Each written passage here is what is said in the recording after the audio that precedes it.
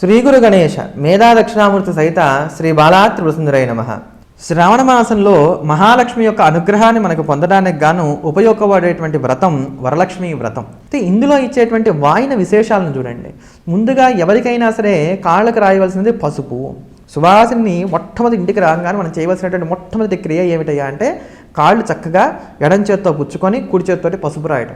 ఇలా పసుపు ఎందుకు రాయాలి అనే దానికి వీళ్ళు చెప్పబడినటువంటి ముఖ్యమైనటువంటి విశేషం ఏంటంటే ఆడవాళ్ళందరూ ఎక్కువగా వంట దగ్గరే కాలక్షేపం చేస్తూ ఉంటారు కనుక ఆ వంటగదిలో ఉండేటువంటి తడి కారణం చేత కాళ్ళు త్వరగా పగలడానికి ఆస్కారం ఉంటుంది కనుక ఈ కాళ్ళ పగులను నివారించుకోవడానికి అందున ఈ శ్రావణ మాసం వర్ష ఋతువు ఇక్కడ నుండి వర్ష ఋతువు వచ్చిన కారణం చేత పదే పదే పాదాలు తడితో తడిసి ఉంటాయి కనుక ఆ తడి వల్ల ఏర్పడేటువంటి కాళ్ళ పగుల నుంచి తమను తాము రక్షించుకోవడం కోసం గాను చేసినటువంటి ఏర్పాటు.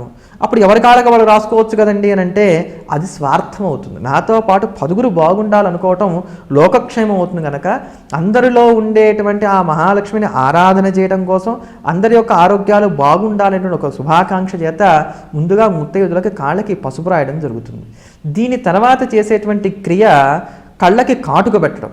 ఈ కళ్ళకి కనుక కాటుక పెట్టినట్లయితే కంటి చూపు 10 కాలాల పాటు రక్షింపబడుతుంది. ఈ కంటి చూపును రక్షించుకోవడానికి గాను అసలు నిత్యం స్త్రీలకు ఒక క్రియను ఏర్పాటు చేశారు. ఏమిటయ్యా అంటే ప్రతిరోజు కూడా అరుంధతి నక్షత్రాన్ని చూడటం. ఈ అరుంధతి నక్షత్రాల కూడా చిన్నగా ఉంటుంది. ఈ అరుంధతి నక్షత్రం నుంచి వచ్చేటువంటి కాంతి కిరణాలు కనుక కంటి మీద పడుతూ ఉన్నట్లయితే కంటి యొక్క వర్చస్సు 10 కాలాలు పదిలంగా ఉంటుంది. అందుకని ఆ అరుంధతి నక్షత్రాన్ని చూడడం, కంటికి కాటుక పెట్టుకోవడం చేస్తూ ఉన్నట్లయితే కనుక కంటి చూపుకి సంబంధించినటువంటి ఇబ్బందులు 10 కాలాలు రావు, సులోచనములు రావు. సులోచనములు అంటే కంటి అద్దాలు రావు. కంటద్దాలు పెట్టుకుంటే అందం చెడుతుందని చెప్పని లెన్స్ పెట్టుకోవాల్సిన దౌర్భాగ్యము ఏర్పడదు. కనుక దీన్ని ఇక్కడ ఏర్పాటు చేయడం జరిగింది. ఇలా చేసిన తర్వాత సౌమనస్యాన్ని కలగజేసేటువంటి సుగంధభరితమైనటువంటి పుష్పాలను తలలో తురుముకోండి అని అన్నారు. సౌమనస్యం అంటే మనస్సులో ఉద్భవించేటువంటి మంచి భావాలు కలిగినటువంటి మనస్సు. ఇది కలగాలి అని అంటేట తల్లో సుగంధమైనటువంటి పుష్పాలు ఉండాలట. ఆ పుష్పాలు చూసంగానే ఎలా అయితే మనకు మనస్సులో ఒక మంచి భావాలు స్ఫురణ కలుగుతూ ఉంటాయో వీటిని ధారణ చేయటం వల్ల కూడా వీటి యొక్క స్పర్శ చేత మనలో అటువంటి సౌమనస్యాన్ని పొందడానికి ఆస్కారం ఏర్పడుతుంది అని అన్నారు. అందుకని సుగంధం కలిగినటువంటి పుష్పాలను ధరించండి. ఇంతేగాక సౌభాగ్య లక్షణమైనటువంటి గంధమును ధరించమన్నారు. ఈ గంధము సాన మీద తీసినటువంటి గంధానికి మాత్రమే ఆ లక్షణం ఉంటుంది. తత్మా వాడికి ఆ లక్షణం వస్తుందంటానికి లేదు. గంధాద్ ఐశ్వర్యం అని అన్నారు. గంధం ఇవ్వడం వల్ల ఐశ్వర్యం కలుగుతుంది అని అన్నారు. ఐశ్వర్యం అంటే ఆరోగ్యము.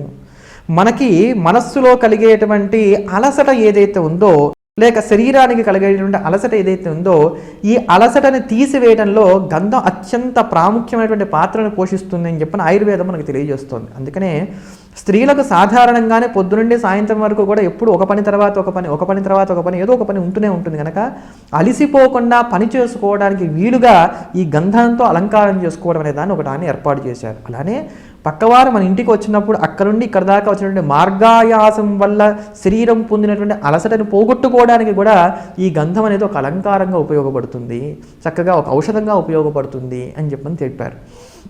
ఈ యొక్క గంధం ఐశ్వర్యాన్ని ఇస్తుంది అంటే దాని యొక్క అర్థం ఇదనమాట. మనకు ఉండేటువంటి ఆయాసాన్ని పోగొడుతుంది, శరీరాన్ని సంరక్షిస్తుంది. అదే ప్రకారంగా కుంకుమ చేత అలంకారం చేయటం. ఈ కుంకుమను బొట్టుగా పెట్టడం వల్ల కలిగే లాభం ఏమిటయ్యా అంటే ఆదో వర్ణం లోహిత్యం అని చెప్పబడినట్టుగా లోహిత వర్ణమే మొట్టమొదటి రంగు ఏదైనా సృష్టిలో ఉందంటే అది ఎరుపే అన్నారు. ఎరుపే ఎందుకు కావాలి అని అంటే ప్రేమ చేతనే ఈ జగత్తంతా కూడా ఏర్పడుతోంది కనుక ఆ ప్రేమకి సంకేతం ఎరుపు అని చెప్పారు. అందుకని ఆ ఎరుపు యొక్క సంబంధమైనటువంటి ఆ కుంకుమ రేఖను కనుక నుదుటిన దిద్దుకున్నట్లయితే కుజుడు ఇచ్చేటువంటి కుజదోష సంబంధంగా వచ్చేటువంటి దృష్టి దోషాలు ఏదైతే ఉన్నాయో అవన్నీ కూడా తొలగిపోతాయి, అఖండమైనటువంటి సౌభాగ్యం కలుగుతుంది అని అన్నారు. కూజేతీతి కుంకుమ అని చెప్పని ఈ కుంకుమని తయారు చేసేటప్పుడు రోట్లో పసుపు కుంకులతో పాటు కుంకుపురాళ్ళని వేసి దంచుతూ ఉన్నట్లయితే కుమ్ అనేటువంటి శబ్దం చాలా స్పష్టంగా నిదానంగా వినబడుతూ ఉంటుంది. అందుకనే దీనికి కుంకుమ అనేటువంటి పేరు వచ్చింది అని అన్నారు. అందులో ఉండేటువంటి పసుపు ఈ రోమకూపాల ద్వారా లోపలికి వెళ్ళి అక్కడ ఉండేటువంటి నాడీ మండల వ్యవస్థను చేతనం చేస్తుంది కనుక ఈ కుంకుమాన్ని గనక ఆజ్ఞాచక్రం ఉండేటువంటి నుదుటి యందు గనక ధారణ చేసినట్లయితే గనక మనకి కావలసినటువంటి చైతన్య స్ఫురణ ఎప్పుడు ఎలా ప్రవర్తించాలో ఎలా మెలగాలో కావలసినటువంటి ప్రజ్ఞ ఇది మనకు అనుగ్రహిస్తుంది అని చెప్పని ఈ కుంకుమాన్ని ముందు ధారణ చేయించారు. అంటే ఇందులో ఉన్నవన్నీ కూడా ఆరోగ్య రహస్యములే.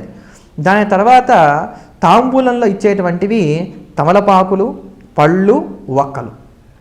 ఈ పండు ఒక్క పండు ఎప్పుడుగా ఇవ్వకూడదు, 2 పళ్ళకి తక్కువ కాకుండా పెట్టివ్వాలి అని అన్నారు. ఎందుకని? ఫలం మనోరథ ఫలం పుత్ర ప్రవృత్త ప్రవర్తనం తస్మాత్ అతశాంతిం ప్రయచ్చమి అని చెప్పని దీనికి మంత్రాన్ని కూడా చెప్పారు.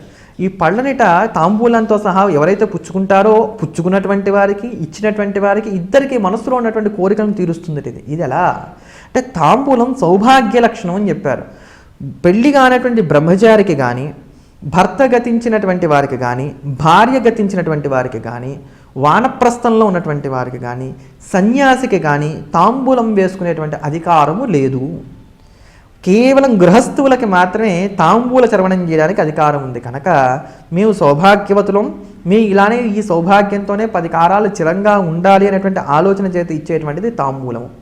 అంతేకాక ఈ తాంబూలానికి ఒక లక్షణం ఉంటుంది. ఇది శరీరంలో ఉష్ణ శాతం ఎక్కువగా ఉంటే దాన్ని తీసివేసి శీతలత్వాన్ని, అలానే శీతలత్వం అధికంగా ఉంటే దాన్ని తీసివేసి మాత్రంగా కావాల్సినటువంటి ఉష్ణత్వాన్ని ఇది అనుగ్రహిస్తుంది. కనుక ఆ సమశీతోష్ణములను ఎలా అయితే ఇది అనుగ్రహిస్తుందో అదే ప్రకారంగా మేము సమయస్ఫూర్తితో ఎప్పుడు ఎలా కావాలో అలా మెరగలిగేటువంటి జ్ఞానం మాకు కలగాలి అనేటువంటి ఆకాంక్ష ఇందులో ఉంది. అటువంటి సమమైనటువంటి ఆరోగ్యం మాకు కలగాలి, మీకు కలగాలి అనేటువంటి కాంక్ష చేత ఈ తాంబూలాలు ఇచ్చిపుచ్చుకోవడం జరుగుతుంది. పళ్ళని తిన్నట్లయితే కనుక ఆరోగ్యం ఎంతగా 10 కాలాలు పచ్చగా ఉంటుందో వేరే ప్రత్యేకంగా చెప్పుకోకర్లేదు. కనుక ఇక్కడ విత్తనములు కలిగినటువంటి పళ్ళను ప్రధానంగా ఇవ్వండి అని అన్నారు. ఈ విత్తనాలు కలిగినటువంటి ప్రధానమైనటువంటి పళ్ళని ఇవ్వడం అందరిలో అర్థం ఏంటంటే విత్తనాలు కలిగినటువంటి పళ్ళల్లో ఆక్సిజన్ శాతం ఎక్కువగా ఉంటుంది. కనుక అది మనం ఎక్కువగా పొందడానికి ఉపయోగపడుతుంది. కనుక కూడా ఈ క్రియను ఏర్పాటు చేశారు. శనగలని దానంగా ఇచ్చినట్లయితే కనుక వంశం 10 కాలాల పాటు వర్ధిల్లుతుంది అని అన్నారు.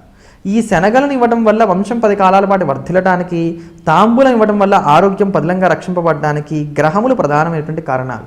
ఏమిటయ్యానంటే సమస్తమైనటువంటి భోగభాగ్యములకు, సుఖ సంపదలకు, భార్యాభర్తల మధ్యలో ఉండేటువంటి అనురాగానికి, అనురక్తికి కారణమయ్యేటువంటి గ్రహం శుక్రుడు. ఆ శుక్రగ్రహానికి ఆధిపత్యం వహించేటువంటి మహాలక్ష్మికి అత్యంత ప్రీతిపాత్రమైనది తాంబూలం.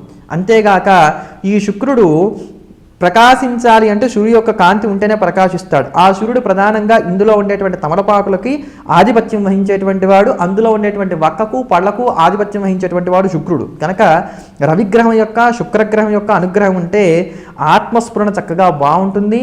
నేను అనబడేటువంటి అహం 10 కాలాల పాటు రక్షింపబడుతుంది. ఎక్కడ కూడా భీతి కానీ, బిడియం కానీ, సిగ్గు కానీ ఇటువంటి కారణముల చేత మనకు వచ్చేటువంటి అవకాశాలను పోగొట్టుకోకుండా అవస్థపడకుండా ఉండటానికి కానీ ఆస్కారం ఏర్పడుతుంది. సమస్తమైనటువంటి వస్తు సంపదని పొందడానికి ఆస్కారం ఏర్పడుతుంది. కనుక ఈ యొక్క తాంబూలాన్ని ఇలా దానం ఇవ్వండి అని అన్నారు. మరి ఈ నవగ్రహాలలో అత్యంత శుభప్రదమైనటువంటి గ్రహం గురుడు. ఈ గురుడు బాగుంటేనే, ఈ గురుబలం ఉంటేనే సంతానాన్ని పొందడానికి, ధనాన్ని కలిగి ఉండటానికి, కలిగిన ధనాన్ని సత్విక్రయం చేయడానికి, ఒక మంచి మార్గంలో ఒక మంచి ఖర్చులు పెట్టుకోవడానికి, అదే ప్రకారంగా తృప్తి చేత జీవనం సాగించడానికి ఆస్కారాలు ఏర్పడతాయి. మరి ఆ గురుడికి ఉపయోగపడేటువంటి, గురుడు ఆధిపత్యం వహించేటువంటి ధాన్యం ఏమిటి అంటే శనగలు. అందుకని గురు ప్రీత్యర్థంగా శనగల్ని వాయనాల రూపంలో ఇచ్చుకున్నటువంటి కారణం చేత గురువు సంతోషపడినటువంటి వాడే మనకి సంపదలని, అలానే సంతానాన్ని, అదే ప్రకారంగా సంతృప్తిని, తృప్తిని ఇస్తాడు అని చెప్పని ఈ యొక్క శనగల్ని దానం చేయడంలో ప్రధానమైనటువంటి విషయాన్ని మనకు చెప్పారు. అందుకనే ఈ శనగలు ఈ ప్రకారంగా దానం ఇచ్చుకున్నట్లయితే కనుక గురుబలాన్ని పొందడానికి కానీ ఆస్కారం ఏర్పడుతుంది అని అన్నారు. మాకు జాతకాలు లేవు, జాతకాలు తెలియవు, జాతకాలు చూసుకొని కానీ ఏం చేయలేకపోతున్నాం అనుకునేటువంటి వారు ఎవరైతే ఉన్నారో వారందరికీ ఇదిగో అసలు ఈ ఉపాయాలు చేసినట్లయితే కనుక, ఈ ప్రకారంగా ప్రతిరోజు కూడా ముత్తైదువులు పూజలు చేసుకుంటూ వాయనాలు ఇచ్చుకుంటూ వచ్చినట్లయితే కనుక ఖచ్చితంగా అత్యంత ప్రధానమైనటువంటి గురు శుక్రుల యొక్క ఆధిపత్యం ఏదైతే ఉందో దాన్ని అంతా కూడా వీళ్ళు పొందటానికి, వాళ్ళ అనుగ్రహాన్ని పొందడానికి కానీ ఆస్కారం ఏర్పడుతుంది అని అన్నారు. అందుకని ఒక్క తాంబూలం ఇవ్వడంలో, ఒక్క సువాసిని పూజించడం వల్ల మహాలక్ష్మి అనుగ్రహం కలుగుతుందంటానికి ఇంత సుదీర్ఘమైనటువంటి అర్థాన్ని శాస్త్రకారులు మనకు అందించి ఉన్నారు. కనుక సమస్తమైనటువంటి సౌభాగ్యాలను పొందడానికి గాను ఈ వరలక్ష్మి వ్రతాన్ని ఆచరణ చేద్దాం. లక్ష్మీ స్వరూపంగా ఉన్నటువంటి ముత్తైదువులందరినీ కూడా ఆదరిద్దాం, గౌరవిద్దాం, పూజిద్దాం, తరిద్దాం.